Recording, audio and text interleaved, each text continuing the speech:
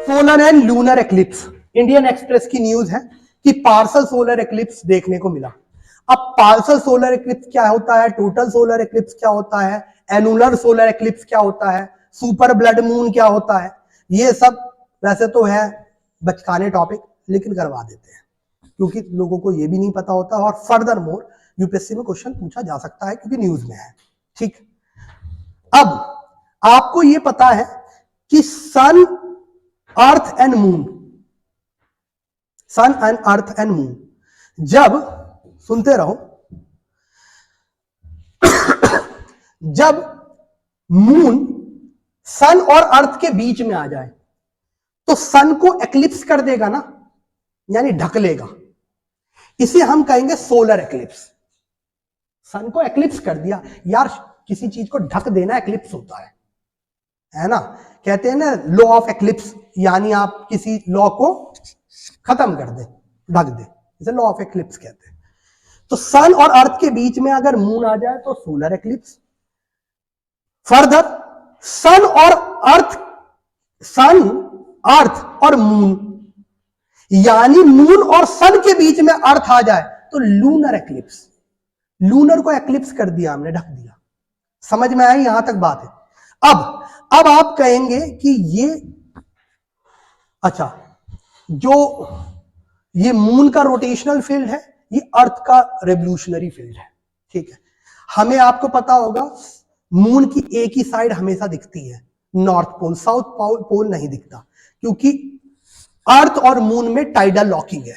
इसे tidal locking कहते हैं कि एक ही साइड हमें मून का दिखता है, दूसरा साइड नहीं दिखता। जैसे हमारा चंद्रयान 2 था, वो साउथ पोल के लिए था बेटा, one of the wonderful experiment done by the ISRO। वो अलग बात है, विक्रम लैंडर रुक नहीं पाया और क्रैश हो गया, वो अलग चीज है, लेकिन आपने चंद्रयान 2 पर साउथ पोल जाने की सोची थी मून के। समझ में आया? अब आप ये पूछेंगे कि हर महीने सोलर एक्लिप्स और लूनर एक्लिप्स क्यों नहीं आता? क्योंकि अब सिंपल सी बात है, एक चीज देखिए आप, ये है सन, ये है मून, ये है अर्थ, मान लो ये है अर्थ, इस एक्लिप्स को क्या कहेंगे? Solar eclipse. ठीक है, सोलर एक्लिप्स आप अगर देखेंगे तो सन की रोशनी तो इधर आएगी, इधर तो आएगी नहीं, है ना। और जब अंधेरा हमें मून का दिखता है तो हम इसे अमावस्या कहते हैं, also known as new moon. क्या कहते हैं? तो solar eclipse mostly new moon दिन के, न्यू मून जब होता है तो पड़ता है। समझ में आया? नेक्स्ट, ये है सन, ये है अर्थ और ये है मून। ठीक, अब सन की रोशनी तो पूरे सोलर सिस्टम में जा रही है। सन अब यहां पर बिल्कुल पीछे आप देखेंगे मून को पूरा लिट डाउन कर रखा है, यहां रोशनी आ रही है ना। क्या आ रही है? एक मिनट रुक जाओ, ये है अर्थ, ये है सन और ये है मून। अब अगर आप देखेंगे इसकी रोशनी जो है सन की, वो किसने रोक ली? अर्थ ने। तो ये क्या हो गया यहां पर? अंधेरा। तो that is known as lunar eclipse. अच्छा, लूनर एक्लिप्स मोस्टली पूर्णिमा के दिन होते हैं, यानी full moon day. Full moon day वो इसलिए भी होते हैं कि यहां पे पूरी रोशनी हमें दिखाई देती है यहां से। अरे पूरी सन तो बहुत बड़ा है, पूरा लिट करेगा, अर्थ उसे छुपा नहीं पाता फुल्ली, तो हमें जो है फुल मून दिखाई देगा, बड़ा सा न्यू मून। इसे फुल मून डे के दिन इसलिए हमारा लूनर एक्लिप्स पड़ता है। समझ में आया? अब आप कहेंगे हर महीने में एक सोलर एक्लिप्स, वो हर महीने में एक न्यू मून डे आता है, एक फुल मून डे आता है ना। अमावस्या से पूर्णिमा तक और पूर्णिमा से अमावस्या तक, है ना, दो आते हैं वैसे तो देखा जाए। पहले अमावस्या से पूर्णिमा शुक्ल पक्ष, पूर्णिमा से अमावस्या कृष्ण पक्ष, कहते हैं ना। अब बात यह है कि हर महीने क्यों नहीं बनता फिर solar eclipse and lunar eclipse? बात यह है हर महीने इसलिए नहीं बनता क्योंकि जो प्लेन ऑफ इक्लिप्टिक है, sun, moon and sun moon and earth का वो सेम नहीं है। वो प्लेन ऑफ इक्लिप्टिक जब सेम होगा यानी सेम प्लेन पे आएंगे तभी solar eclipse and lunar eclipse होगा। और इस पॉइंट जहां पर ये सेम लाइन में आ जाते हैं यानी सेम एक्लिप्टिक प्लेन पे आ जाते हैं इसे लूनर नोड्स कहते हैं। क्या कहते हैं? Lunar nodes. हिंदी में इसे राहु केतु कहते हैं, known as Rahu Ketu. Everyone, तो ये नोड्स बड़े इंपॉर्टेंट है। इस नोड्स पे आएगा तभी लूनर एंड सोलर एक्लिप्स बनेगा, अदरवाइज नहीं बनेगा। एवरीवन, नेक्स्ट टॉपिक है, अब ऐसा भी हो सकता है कि डिसेंडिंग नोड हो। डिसेंडिंग नोड सुना है? जैसे अर्थ के रेस्पेक्ट में जो सैटर्न डिसेंडिंग होता है उसे साढ़े सती कहते हैं।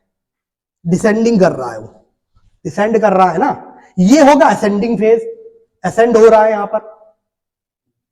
ठीक है, तो ये लूनर एक्लिप्स है। जब ये डिसेंडिंग मोड में होगा वहां पर एक नोड बनेगा, जब ये असेंडिंग मोड में होगा वहां पे एक नोड बनेगा।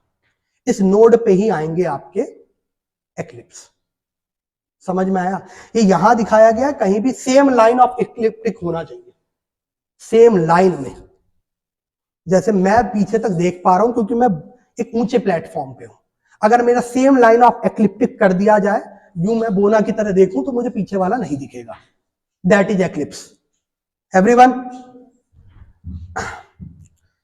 अब हमारा पॉइंट टॉपिक ये है कि देखो एग्जैक्ट नोड पे आ गया अगर सन मून या अर्थ, सन तो आएगा ही नहीं, अर्थ और मून को आना पड़ेगा। अगर सेम नोड पे आ गए तो एक्लिप्स बनेगा, नहीं तो नहीं बनेगा।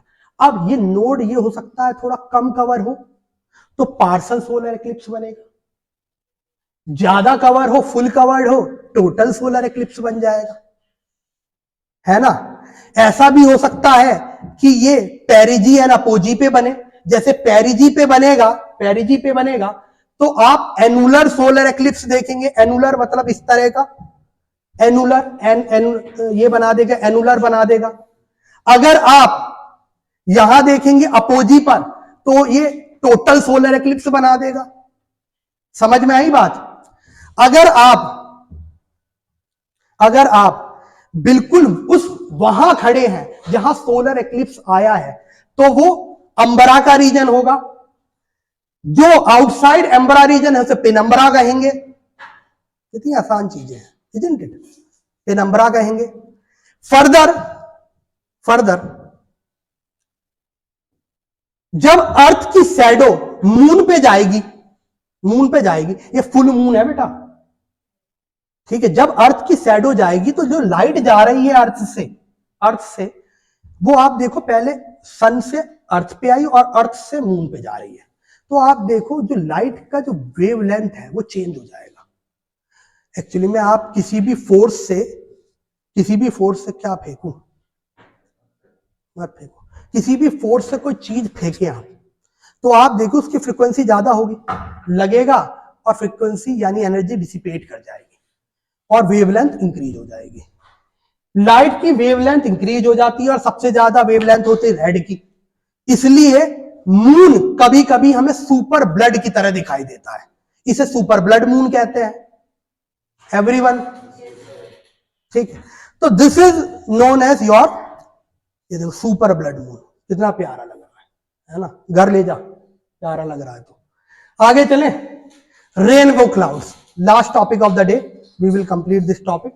रेनबो क्लाउड्स क्या होते हैं, और इसके ऊपर भी न्यूज थी क्योंकि चाइना में हमें रेनबो क्लाउड्स देखने को मिले हैं। अब ये क्या है सुन लो, होता क्या है, आपने देखो रेनबो कैसे बनता है। रेनबो तब बनता है जब वाटर ड्रॉपलेट्स इन्वायरमेंट में हो, यानी आपके ट्रोपोस्फियर में हो, और सन की जब लाइट पड़ती है तो सन की लाइट से एक सबसे पहला फिनोमिना होता है डिफ्रैक्शन का, डिफ्रैक्ट करती है लाइट। जैसे प्रिज्म पे कभी लाइट डाली होगी आपने, ग्लास प्रिज्म पे, तो डिफ्रैक्शन ऑफ लाइट होगा 7 कलर्स में। सुना है विब्योर? विब्योर सुना है? वायलेट, इंडिगो, ग्रीन, हाँ सुना होगा। सबसे कम वेवलेंथ, सबसे ज्यादा वेवलेंथ रेड की होती है, तो सबसे बाद में है वो। सबसे ज्यादा फ्रीक्वेंसी वायलेट की है तो सबसे पहले है वो, ठीक। तो डिफ्रैक्शन होने के बाद इस वाटर मॉलिक्यूल में TIR होगा, टोटल इंटरनल रिफ्लेक्शन, यानी लाइट इस वाटर मॉलिक्यूल से निकल नहीं पाती फॉर फर्स्ट इंस्टेंस।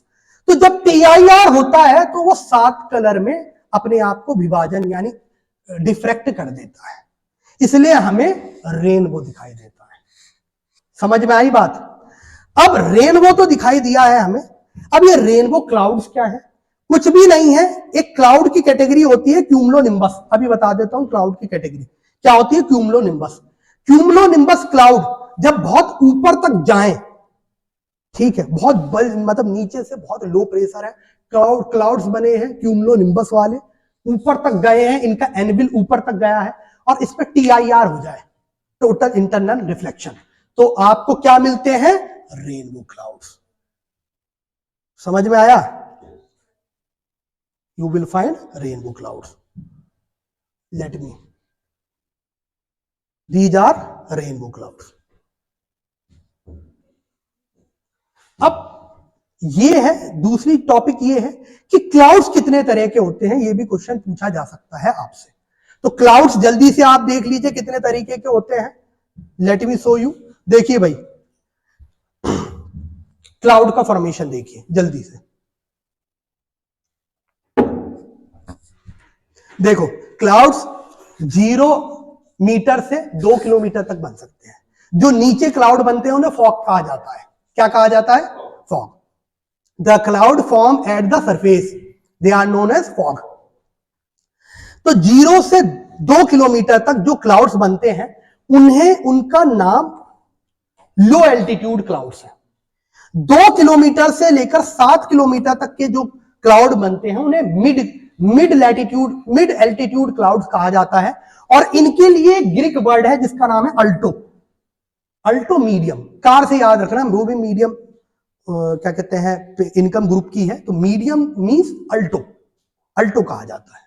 और जो हाई लेवल के क्लाउड्स होते हैं वो 7 किलोमीटर से ऊपर के होते हैं, उन्हें कहा जाता है सीरो, CIRRO, सीरो, ठीक। अब क्लाउड्स डिफरेंट तरीके के हो सकते हैं। मान लो हॉरिजॉन्टली फैले हुए हैं पूरे आसमान में, उसे कहते हैं स्ट्रेटा। क्या कहते हैं? स्ट्रेटा। मान लो, वो तो स्ट्रेटा हो जाएंगे। मान लो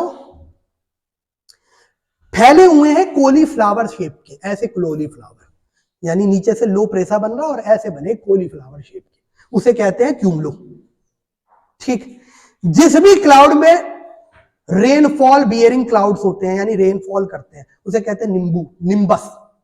nimbus means the Greek God of rain, है ना। ये सबसे ज्यादा, ये सारी नॉलेज अंग्रेजों ने दी है, इसलिए तो समझ में नहीं आता। पढ़ के आता है कॉन्वेंट से, ना इंग्लिश का रहा ना हिंदी का रहा, कॉमन सेंस ही मर गया। प्रॉब्लम तो ये है, सारी इंफॉर्मेशन ग्रीक वालों ने दी है, ये इंग्लिश यहां से सीखता है वो बादल, कह रहा है फिर रेनबो क्लाउड्स, पता ही नहीं है क्या हो रहा है क्या नहीं हो रहा है, सारी इंफॉर्मेशन है इंग्लिश में। और देखो, कॉमन सेंस तो मार देती है। आप देखो, इंडिया इसलिए भी डेवलप नहीं कर पाया क्योंकि हम अपने वर्नाकुलर लैंग्वेज में पढ़ाते लिखाते नहीं है। चाइना डेवलप है क्योंकि ह्यूमन कैपिटल पे इन्वेस्ट करा, अपनी लैंग्वेज से देखो कितना आगे आ गया। जापान, ये जितनी भी कंट्री है, पाकिस्तान का हमसे भी बुरा हाल है क्योंकि वहां पे अरबी पढ़ाई जाती है, ना वो इंग्लिश के हैं ना अपनी लैंग्वेज जो उर्दू थी उसके हैं, अरबी पढ़ाई जाती है। तो देख लो कैसे निकलते हैं, देखा ही होगा, कहीं का नहीं, है ना। चलो यहां क्लाउड्स पे आते हैं। Low latitude, mid latitude and high latitude, जल्दी से रिवाइज करा दो। मिड लैटिट्यूड को क्या कहते हैं? अल्टो। हाई लैटिट्यूड को क्या कहते हैं? सीरो। जो स्टेटा में क्लाउड होते हैं क्या कहते हैं? स्टेटस। जो कॉलीफ्लावर शेप के होते हैं क्या कहते हैं? क्यूमुलस। जो रेन बियरिंग होते हैं उन्हें क्या कहते हैं? निम्बस। नींबू जैसा रस खोलता है तो वैसी निम्बस, ठीक।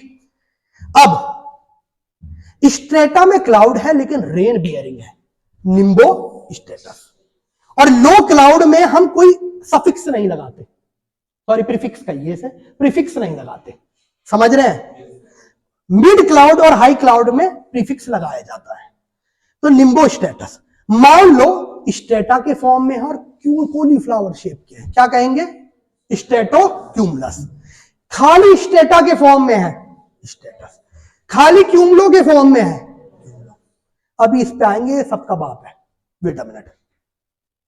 नेक्स्ट मिड लैटिट्यूड के क्लाउड, मिड लैटिट्यूड में है स्टेटा की फॉर्म में है, क्या कहेंगे? अल्टोस्टेटस। मिड लैटिट्यूड पे है कॉलीफ्लावर शेप का है, अल्टोस्टेटस। हायर लैटिट्यूड पे देखो, हायर लैटिट्यूड है क्यूमुलो फॉर्म की फॉर्म में है, क्या कहेंगे? क्यूमुलोनिक्यूमुलस, cumulo cirro cumulus. High latitude पे है आइस क्रिस्टल फॉर्म में है, साइरस। आइस क्रिस्टल क्लाउड को साइरस क्लाउड्स कहते हैं, ठीक है। They are in ice crystal form. अरे इतनी हाइट पे होता है, you will find ice crystals in them, ठीक है।